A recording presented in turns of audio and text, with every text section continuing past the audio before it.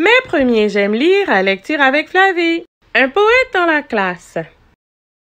Je m'appelle Maxime et je suis très timide. Dès que plusieurs personnes me regardent, mon cœur s'emballe, mes joues chauffent et je dis n'importe quoi. Par exemple, une fois pendant la leçon de numération, la maîtresse, mademoiselle Isabelle, m'a demandé « Maxime, 10 moins 3 égale à… » Mes joues ont rougi, tout le monde me regardait, le silence était terrible.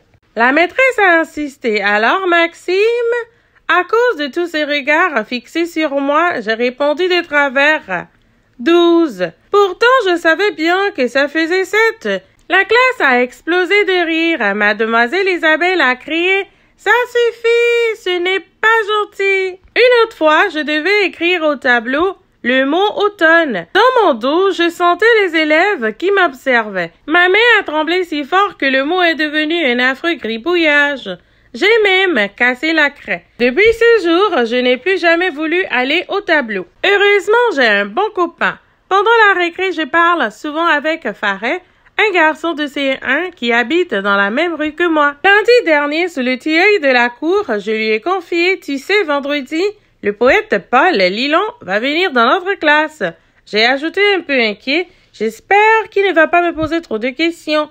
Faret s'est exclamé, un poète? Je ne savais pas que ça existait pour de vrai. Le vendredi, Maëlle et Céciliane guettaient par la fenêtre l'arrivée du poète. Léo a précisé, il doit avoir un chapeau avec une plume. Charlotte a complété, ou une canne et une pipe en bois.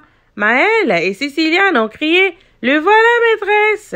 Quand le poète est apparu, il ressemblait à n'importe quel papa. Il a dit, bonjour les enfants, vous allez bien? Les élèves ont commencé à lui poser des questions. Janice a demandé, est-ce que vous habitez dans une maison normale? Sophie a continué.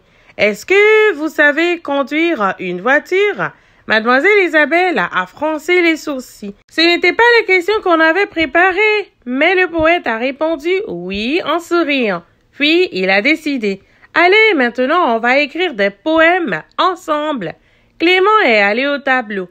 Paul Lillian lui a demandé d'ôter ses chaussures et de monter sur le bureau de la maîtresse. Clément perché sur le bureau de mademoiselle Isabelle. C'était incroyable. Le poète a questionné Clément. Alors, que vois-tu de là-haut? Je vois plein de têtes avec des yeux grands ouverts, a dit Clément. Nous avons tous ri. Bravo Clément, c'est un bon début. Pour écrire un poème, il faut regarder les choses longtemps et de tous les côtés possibles, a expliqué Monsieur Lillian. Toute la matinée, la classe a joué avec des mots et a même trouvé cette phrase rigolote. Un oussiti rikiki qui rit dans un miroir gris.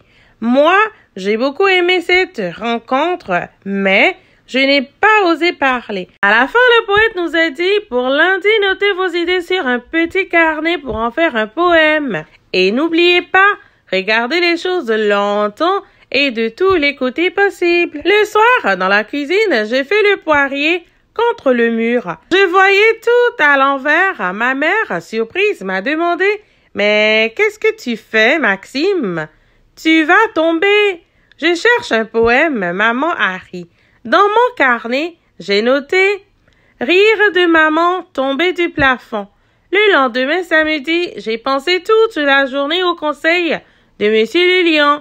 Pour commencer, je suis montée au grenier et j'ai regardé dans la lucarne. En bas de la rue, le facteur passait avec son scooter. Dans mon carnet, j'ai noté « Facteur, petite fourmi à moteur ».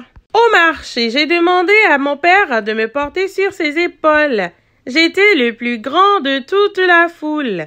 Dans mon carnet, j'ai noté « Je suis un enfant géant ». L'après-midi, on a flâné près du fleuve. J'ai regardé longtemps les cygnes. Ils étaient jolis comme les grands vases blancs de grand-mère. Dans mon carnet, j'ai noté « Vase blanc comme la neige ». Le soir, les parents de Faret nous ont invités à dîner. Ils ont un télescope et dès qu'il a fait nuit, nous avons regardé à travers.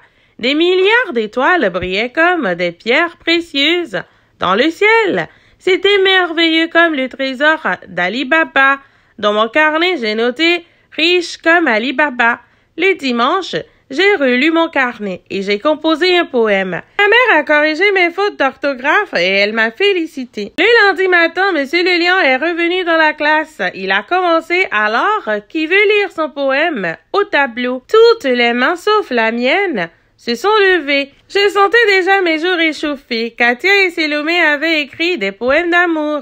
Noé avait trouvé un poème sur le foot qui était très drôle. J'étais le seul à n'avoir pas lu. Le poète a demandé alors à quelqu'un d'autre.